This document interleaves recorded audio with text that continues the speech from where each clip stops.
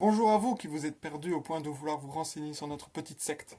Je m'appelle Romain et je suis en deuxième année dans la section bibliothécaire documentaliste.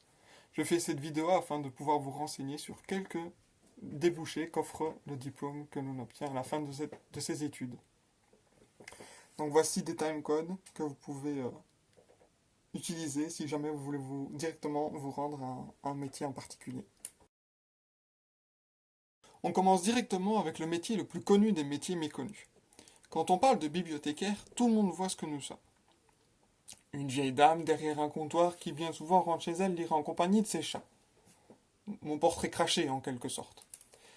Bien souvent, même les plus fervents habitués de la bibliothèque ne connaissent pas réellement toutes les tâches effectuées par le personnel. Il y a bien évidemment des très connus prêts et rangements de livres. Après tout, pourquoi faire des études pour ranger des livres?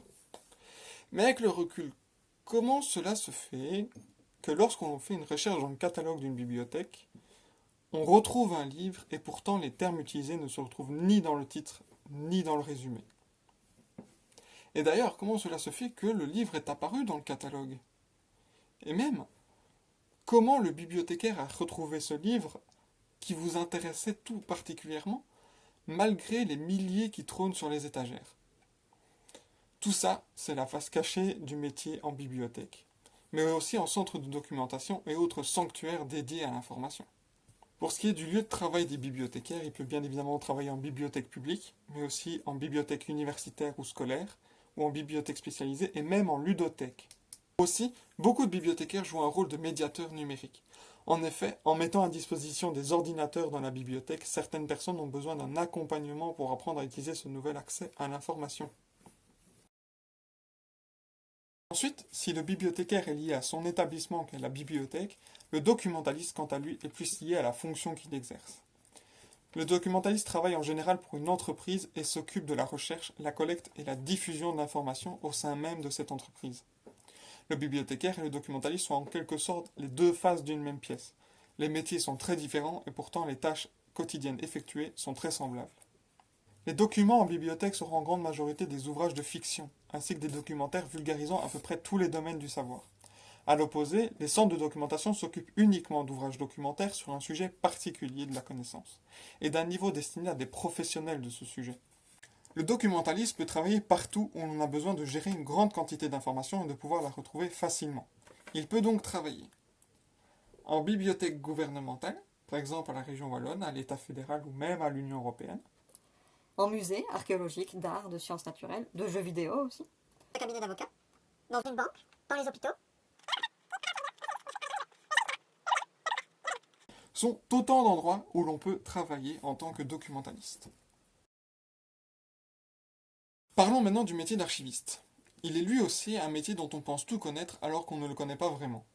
Dans l'imaginaire commun, un archiviste est une personne s'occupant de vieux documents inutiles que l'on conserve sans trop savoir pourquoi. Mais en réalité, ils conservent bel et bien des documents, mais ils ne sont pas inutiles et on sait pourquoi on les conserve. Après, oui, ils sont vieux. Ça, ils sont vieux. Les archives sont l'ensemble des documents qui ont été produits ou reçus par une personne ou une organisation dans le cadre de ses activités. Ces documents sont conservés car ils peuvent servir de preuve juridique si jamais on se retrouve devant les tribunaux, mais il arrive qu'elles soient également une mine d'or pour les historiens.